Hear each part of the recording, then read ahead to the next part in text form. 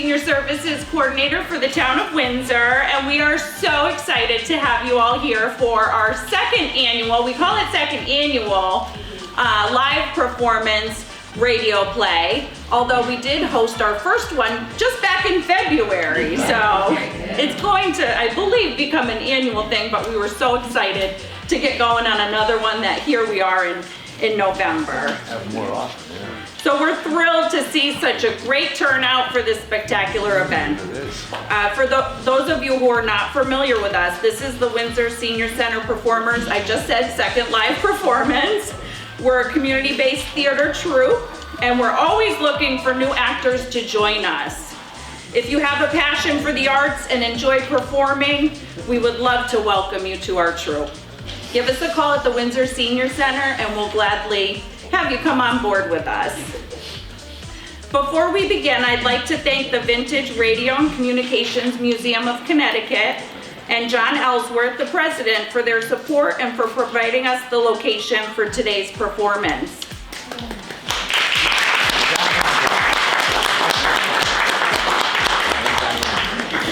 We are also delighted to have Brooke Ferguson, our former drama therapy intern, joining us this afternoon. So, Brooke, again, was our drama therapy intern last fall. She was with us from September through May, and she just made such a wonderful impact on our senior center, and she is the one who directed our first live performance radio play, which was a Fibber, McGee and Molly radio play. It was such a pleasure to have Brooke with us, so she's joined us again for this special event. So thank you for being with us, Brooke. Also, very special thanks goes to Carol McCumber, who took the reins and directed from beginning to end.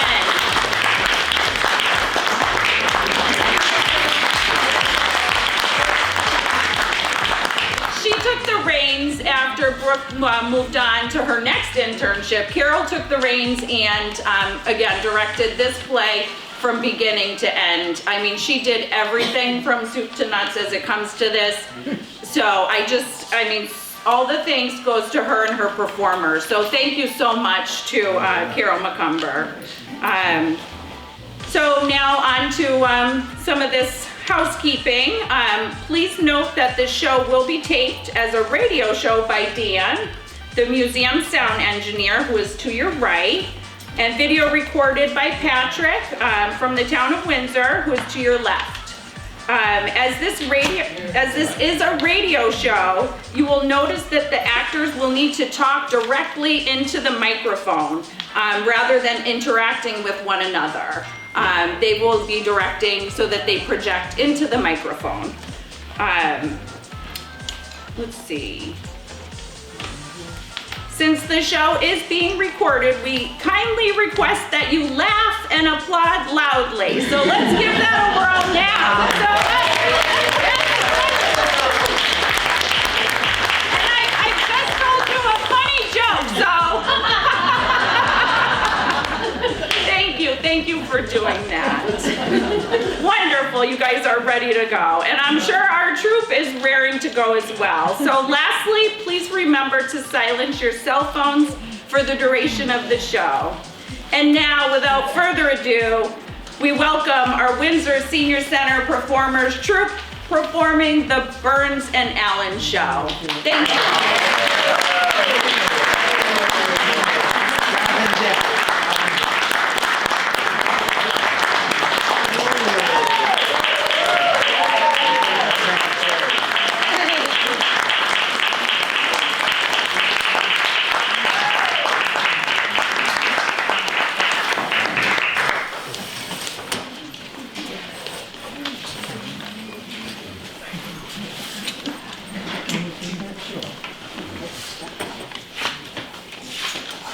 Gracie Allen and George Burns are one of the most beloved couples in old-time radio. They got started in vaudeville. Gracie was the spark plug of the act, always the center of attention. George played the foil, the guy vainly trying to make sense of the ditzy world of Gracie. By the early 30s, Gracie was probably the best known woman on radio. By the early 1940s, Burns decided that their act needed a change. He decided that the audience knew Gracie's and his reaction well enough that they could play off them and create situations such as screwball comedy. As George and Gracie became in their characters, the perfectly normal husband and wife, that is, if Gracie's misinterpretations and impulsive behavior could be considered perfectly normal, shows had names after their sponsors, such as Maxwell House Coffee Time, but it was the Burns and Allen show to the public. Other fine radio actors were a part of the Burns and Allen's fun, such as Mel Blanc and Jack Benny. Burns and Allen went on to TV, as did many of the great radio stars that have worked in vaudeville. Jack Benny, Bob Hope, Bing Crosby, Red Skelton, and others. So let's all sit back and listen to this early Burns and Allen radio skit.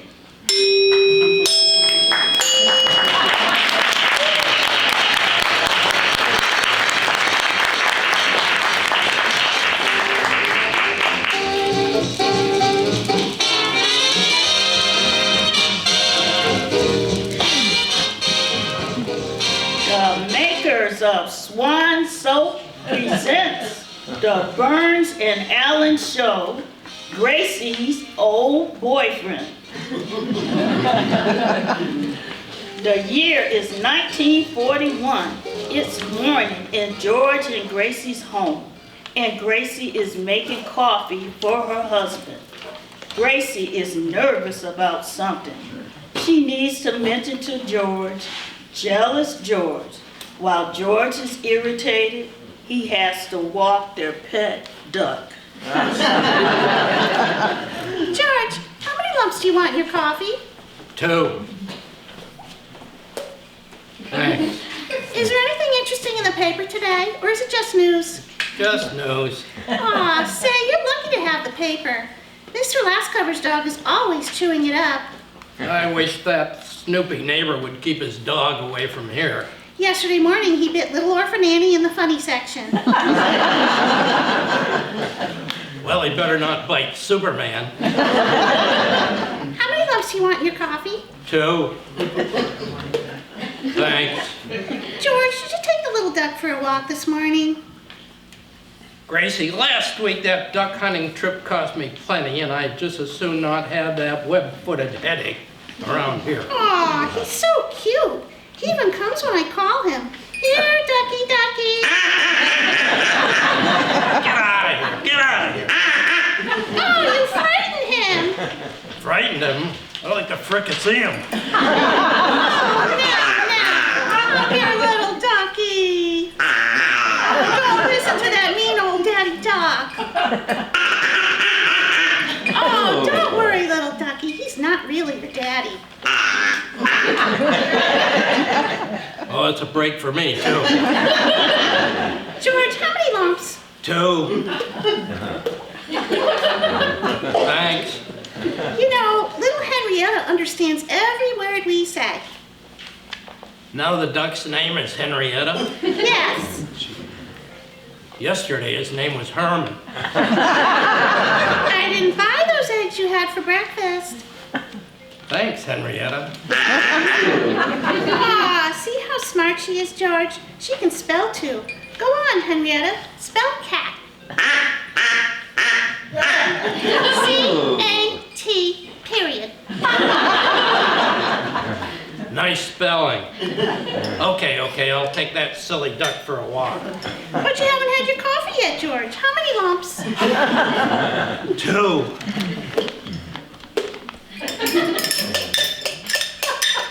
Thanks.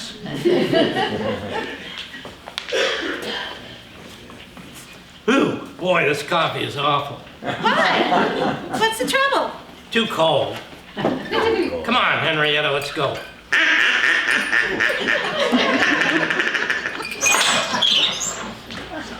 Hello, Bill. Hello, George. Gracie is inside. I'll be right back. Oh, a duck with a harness on? Are you kidding? Come on, Henrietta, come on. I still can't believe this, Gracie. Look at him through the window. Doesn't he walk with the cutest waddle? Well, sure. That's why I married him. You know, that's the most ridiculous sight I've ever seen. A grown man walking down the street with a duck on a leash. People must think he's crazy. He should get a swan. Why a swan? Shall I tell her about swan soap? Oh, Bill, I'm certainly glad you got here. I'm in a terrible mess, and I need help. Well, Gracie, what is it? I got a letter from a boy. He used to be my sweetheart when I went to school, and I'm afraid to tell George. You know how jealous he is. Well, that's nothing. I'll fix it. Hey, George. Yeah, Bill. Come in here, will you? Wait till I tie this duck to the string. Don't worry, Gracie. Leave everything to me. All right. What is it, Bill? Say, George, you're a smart fellow. Now, Jimmy Cash's wife, say, got a letter from a boy who used to be her sweetheart when she went to school. What do you think he ought to do about it? Why, nothing. That's kid stuff. Okay, Gracie, read the letter. What? A letter? Dear Gracie, I'll be in town today, and we'll phone you before I drop in and see you. We haven't seen each other since our school days, and it might be fun. Signed, Keith Fowler. P.S. Remember that rainy afternoon What happened that rainy afternoon? It rained. What happened after that? It cleared up. Who is this fella, Keith Fowler? Oh, my girlhood sweetheart. Oh, George, he was wonderful. I'll never forget the day I met him. Such old world charm, so devil-may-care, so smooth, so handsome, and yet intensely masculine. How old was he? 6.5. 6.5? Yes, but he had the mind of a boy of 7. Well, then what am I getting excited about? George, you were worried about that rainy afternoon? When Keith was 19. 19? Yes, and boy, oh boy, he was an athlete. Well, you know where you have that vaccination mark on your arm? Yes. That's where he has muscles. Oh, yeah? What's wrong with my arm? Look at it. Oh, that reminds me. I better start making spaghetti for dinner. Spaghetti, oh, fine. Say, Bill, now that Gracie is gone, you can do me a favor. Yeah? When this Fowler guy gets here and he starts talking about athletics, I know nothing about it. So will you please change the subject? Well, George, that would be very rude. You can do it subtly. For instance, I'll show you. Go ahead. Start talking about athletics. Well, okay. Well, you take Greg Rice of Notre Dame. Now, there's an athlete. There's a fella. Say, Bill, where'd you get that suit? Oh, you like it, huh? Well, I don't like it, but I changed the subject, didn't I? Oh, gee, George, you did it bad. Now, go ahead, do it again, and this time I'll try to stick to the subject. Well, go ahead. Go on. Right now, Greg Rice holds the indoor record for 2 miles. Oh, that Swan soap. For 3,000 meters. It's the white floating soap. For 3 miles. It's a good soap. And no other. Good. Is that all you can say for Swan? Say, Bill, I did it again. My Swan is the first really new white floating soap since the gay 90s. See how easy it is to change the subject? Why, Swan is 8 ways better than old-style floating soaps. Well, I guess it's not so easy. Good, he says. Why, Swan lathers twice as fast, even in the hardest water. Swan gives you loads of thick, creamy suds. Now that's practically impossible. And Swan costs no more than old-fashioned floating soaps, yet Swan gives you more real soap for your money. That's a nice suit you have on, Bill. Your whole family will like Swan for washing the dishes, and Swan is great for silk stockings and underthings. It's so gentle and sudsy, and it holds a record for 2 miles. For 2 miles? How do you like that? I switched myself off the subject. Well, I can't understand that. Hey, George, did anyone drop in, for instance, say Keith Fowler? Gracie, don't mention that man's name. Oh, George, don't get upset. Keith is just a boy I went to school with. I did have a crush on him, but so many things started to happen that I lost track of him. Well, what kinds of things? Oh, just awful, terrible things. My father went bankrupt, we lost our home, and we had to move to another city. Then we were dispossessed. Just one calamity after another. Yeah, then I married you. Well, I've heard enough. I'm going up to my room. George! Bill, did I say something wrong?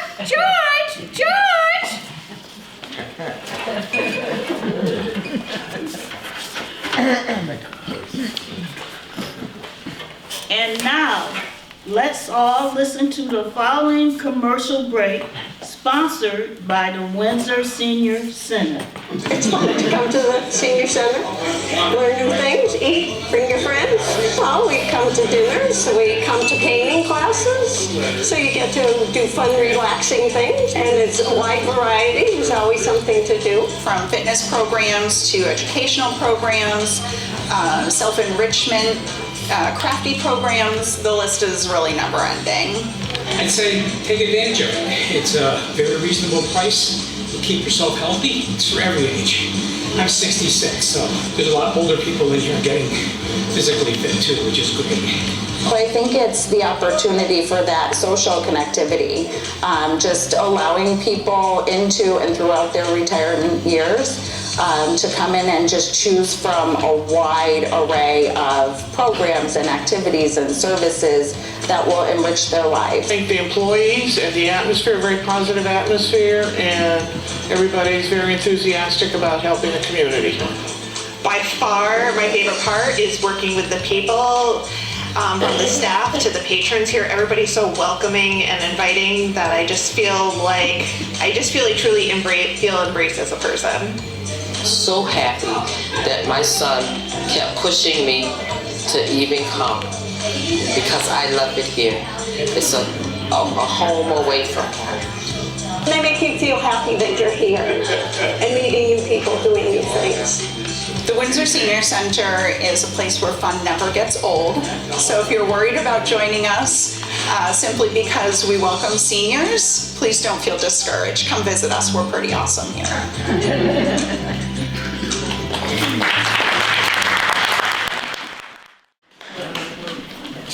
George, will you please come down? Oh, isn't he silly locking himself up in his room, all on account of Keith Fowler? Hey, Gracie, what really happened on that rainy afternoon? Well, I'll tell you, Bill, if you promise not to tell George. Well, what happened was... Oh, here comes George. I'll tell you later. I wouldn't want to upset him for the world, so don't even mention Keith. All right. Oh, that's a pretty tune you're whistling, Keith.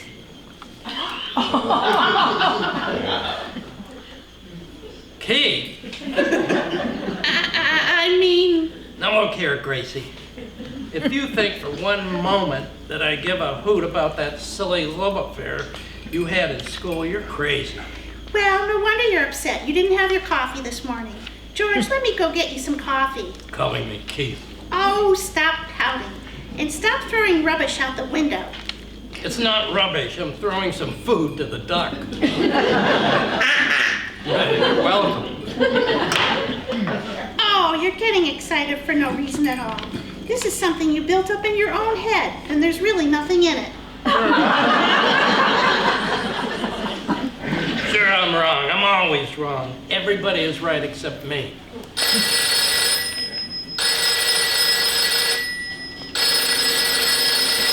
Hello? What? Oh, sure, I'll be glad to. Goodbye. Who is that? Why did you open the window? Oh, our neighbor, Mr. Lastcover, said he couldn't hear the fight. Well, where's my coffee? George, come here. What is it, Bill?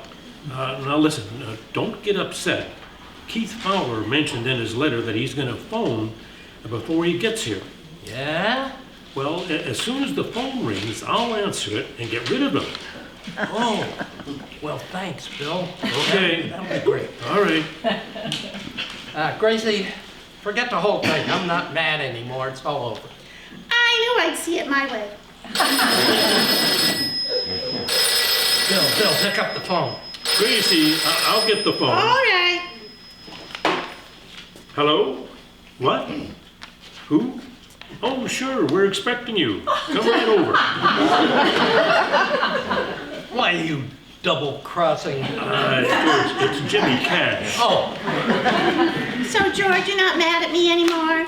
Nah, I wasn't mad. I was only kidding. I can hardly wait to meet Keith. Yeah, you'll get a big kick out of George. He certainly will. George, I bet you like Keith. He was not only the best athlete in high school, he also had a beautiful singing voice. Every day when he walked me home from school, he'd sing Yippee-Ki-Yay to me. I lived 3.5 courses from school. 3.5 courses, huh? Well, it was really a little further. He used to hold the last note. Yippee-Ki-Yay, that's my favorite song, too. Aw, George, you're really not angry about what happened that rainy afternoon, are you? Nah, it was probably nothing. Of course, it was nothing. Sure. Gracie, it makes no difference if you feel like telling me or not, but what happened on that rainy afternoon? Well, I promised Keith not to tell. But Gracie, I'm your husband. Well, it's not fair to break a promise, George. You wouldn't like it if you were my sweetheart. If I were your sweetheart, Gracie, don't ever speak to me again. Say, George, would you like some sugar for your coffee? Bill, tell her I don't want any. Gracie, George said to tell you he doesn't want any. Well, tell him he's not going to get any. George, Gracie said to tell you you're not going to get any. Well, tell her thanks. Gracie, George said to tell you thanks. Oh, tell him welcome. George, Gracie said to tell you welcome. Here comes Mrs. Whitman up the front steps. Hey, watch it, Duck. What's the matter, Pauline? That duck out there just bit me on the ankle. Don't be silly. A duck doesn't have teeth. Well, I don't want to be gummed to death for no duck. Hello, Pauline. Say, Bill, would you tell Mr. Burns to tell Mrs. Whitman not to say such mean things about poor little Henrietta? Sure. George, Gracie said to tell you. I heard her, Bill. And tell Mrs. Burns she can tell Mrs. Whitman herself. Okay. Gracie, George said to tell you. Yeah, I know, Bill. And Bill, tell Mr. Burns to ask Mrs. Whitman to please sit down. George, Gracie says. Never mind, Bill. Never mind. If Mrs. Whitman wants to sit down, she's smart enough to figure it out for herself. Hey, what's going on? Are you kids playing a message from routers? Well, we are acting like a bunch of kids. Bill, tell Gracie I'd like a kiss and make up. Hey, wait a minute. I want to get in this game too. Would you tell it to me? Oh, let her play too. No. Pauline, George told me to tell you to tell Gracie he'd like to kiss and make up. Gracie, George told Bill to tell me to tell you that he'd like to kiss and make up. Would you mind repeating the question? You heard it. I told Bill to tell Pauline to tell you that I would like to kiss and make up. All right. Then you kiss Pauline, and Pauline, you kiss Bill, and Bill, you can kiss me. Gracie, don't ever speak to me again.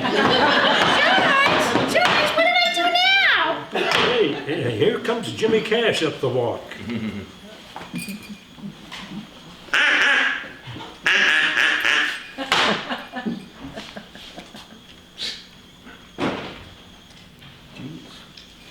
Jeez.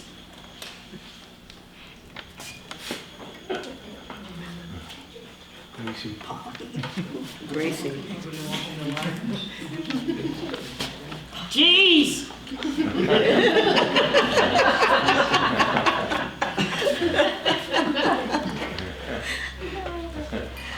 Hello, Jimmy.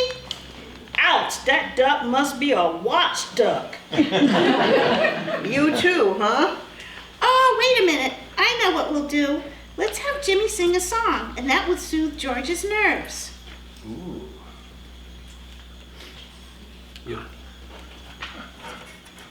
You know, that's a great idea. George, come on down. Jimmy Cash is here. He's going to sing a song. Well, maybe I was acting like a kid. Go ahead, Jimmy. Sing.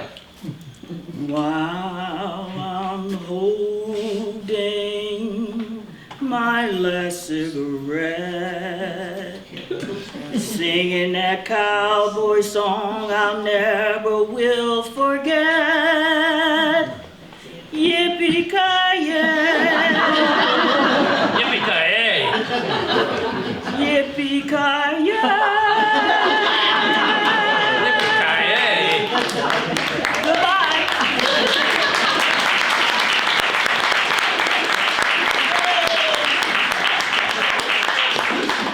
Now look here, Jimmy Cash, if you think that's a smart thing to do.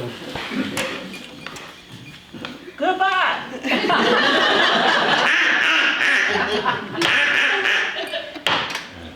It's a good thing he's gone. Where's Gracie, Bill?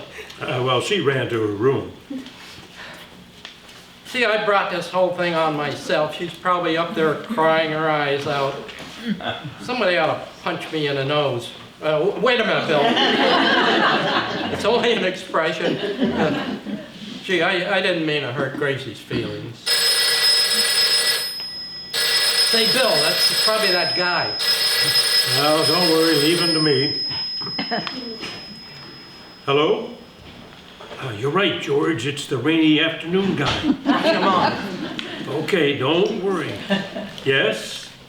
No, they're not at home. Attaboy, Bill. Well, now, how do I know when they're coming back? Maybe never. Attaboy, Bill. No, I'm not her ugly husband. Hang up on him, Bill. Hang up. I tell you, I'm not. I'm Bill Goodwin. Oh, you recognize my voice, huh? Well, thanks. Sure. Oh, honest, it really is 8 ways better than old-style floating soap. Just hang up on him. Yeah, sure is. Swan is the first really new white floating soap since the late 90s. Swan, S-W-A-N, Swan. Bill, the brush. Give him the brush up. Swan smells so fresh and clean, and it's so pure and gentle. Why, do you know it's so mild as the final imported Castile soap? Oh, sure, it's perfect for bathing the babies. Yes, well, you see, each bar of Swans is really twins. You just break it in 2 and use half in the kitchen for washing dishes and cleaning, and half in the bathroom for your tub or shower. Bill, brush him off. Quiet, George, I can't hear him. Quiet. What? Old Swan comes in that cool-looking green wrapper with a white swan on the front. I tell you what.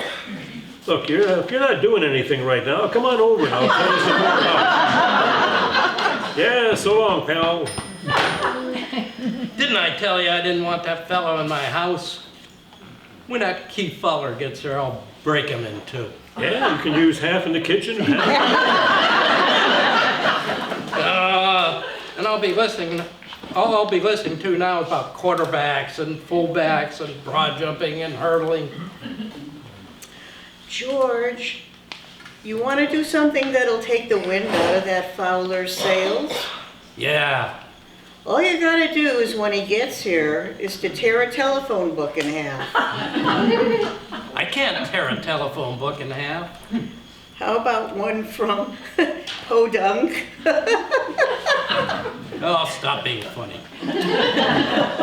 Hey, George, Pauline may have a good idea with that telephone book. You see, you get a razor blade, and you cut out all the pages down the center except the cover. Yeah. And that Fowler will really think I can tear it in half. Yeah. Yeah, I'll go get a phone book. Good, but don't let him see you. When he comes, I'll get right behind this curtain. Okay. As much as I'll enjoy showing off in front of this guy, I still feel like a heel with Gracie up in her room, broken-hearted, crying her little heart out. My new dress. What's the idea of getting all dressed up? Oh, am I didn't notice. Not much. Well, I just happened to put my hand in my closet and this little old thing just kind of stuck to my fingers. Gracie, what happened on that rainy afternoon? Well, I'll tell you what happened on that rainy afternoon if you promise not to ask me what happened on the day it snowed. Gee, maybe I'd rather hear what happened on the day it snowed. Well, I'll tell you if you don't ask me what happened on the day it rained. All right. What happened on the day it snowed? The same thing that happened on the day it rained. Except I had my galoshes on. Well, this is great. Hey, how's the weather, George? Foggy, foggy, foggy, foggy. Say, here comes somebody up the walk. Say, brother, what a pair of shoulders. And I don't hear any quacking. Yeah, heck, you must be afraid of all those muscles. Really? Pauline, are you finished cutting that phone book? Not yet, George. I'm only up to the Clancy's. Well, hurry up. Come in. Hi. Why, Keith Fowler. Well, Gracie Allen. You're a sight for sore eyes. Oh, gee, so are you, after all these years. It's certainly a pleasure to see you again.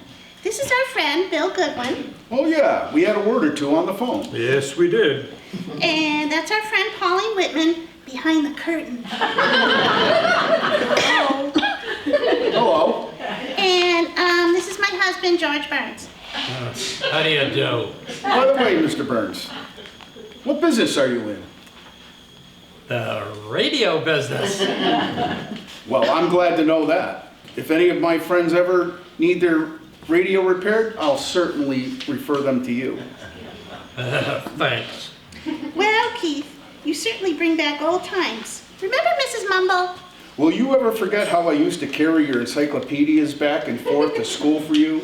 And I'd sing Yippee-Ki-Yay over the top of them? Oh, yes. Remember Mrs. Mumble? Encyclopedias? Well, I kept my lunch in them. Remember Mrs. Mumble? You kept your lunch in them? Yeah, butter under B, cheese under chess, jelly under J, and pie under K. Remember Mrs. Mumble? Pie? Pie under K? I was crazy about custard pie. Remember Mrs. Mumble? Look, tell her about Mrs. Mumble. I don't remember Mrs. Mumble.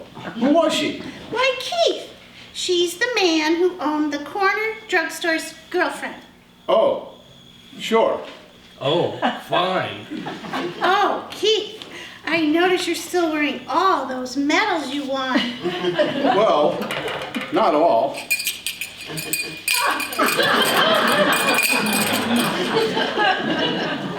And I still have some more at home in my drawer. Oh, stop being so modest. Well, Mr. Burns, I don't think you know anything about athletics, but I was really an amazing athlete. In fact, I broke the world's record for a 100-yard dash in 9 4/5. Well, who held the record before that? Oh, I did. Of course, Mr. Fowler, you know that the record is now 9 2/5. Oh, you mean the one I ran in Omaha? Well, I don't know much about running, but would you like to see me tear a telephone book? George, not yet. I'm only up to the Smiths. Well, I'll do it a little later. Remember, Gracie, when you got that glamour girl complex and you tried to vamp all the boys? Oh, yes. And remember the day I came to school with the rose in my teeth? Oh, you look pretty silly.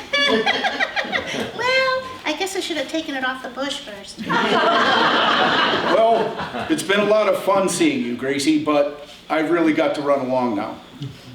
Say, Fowler, before you go, would you like to see me tear a telephone book? Not yet, George. I'm still only to the Smiths, the Smythes, and the Smooths. Well, forget it, Pauline. Well, goodbye, Keith. And you certainly must come again. I will. Say, Fowler, before you go, there's just one thing I'd like to ask you. Man to man. What happened on that rainy afternoon? Gracie, remember that? Oh, I'll never forget it. Oh. Well, goodbye.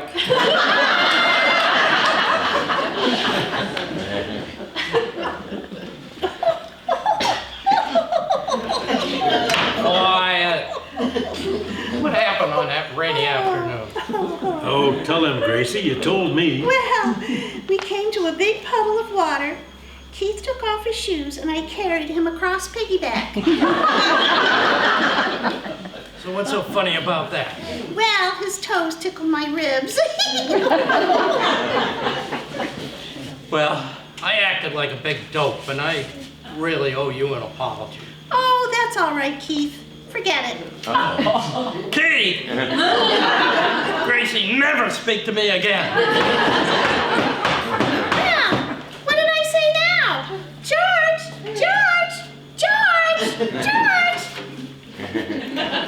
And there you have it, folks.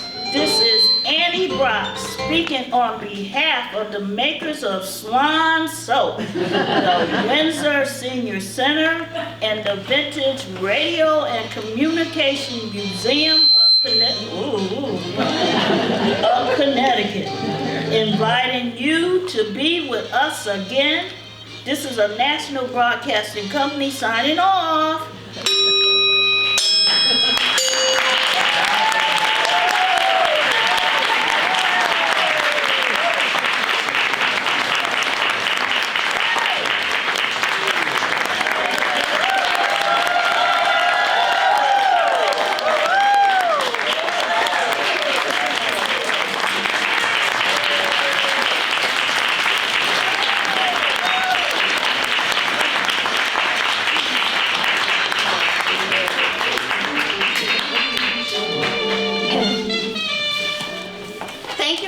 For coming. Wow, what a huge crowd. See up here. I just want to mention it's a little more difficult to direct than acting. So there's a lot that goes on behind the scenes, but these guys were great and they helped make it a lot of fun. And I'd like to thank Rebecca Joyce from the Senior Center.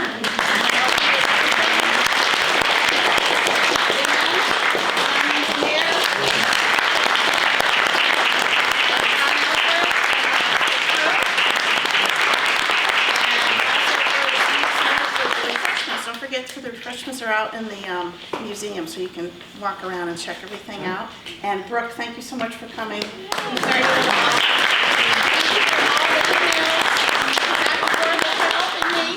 And let me just introduce everyone. That's Josie Rodriguez. Sound effects, Foley artist. We have Steve McCumber. And Keith Fowler. It's really hard to direct. I don't know why.